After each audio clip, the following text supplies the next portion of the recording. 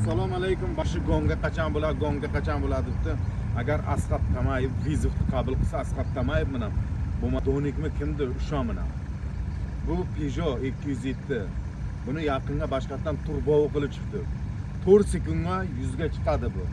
Bu Abish emas. Buni motori BMW na motori turibdi.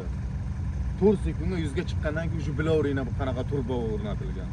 Bu kichik mashin, juda chaqqon mashin.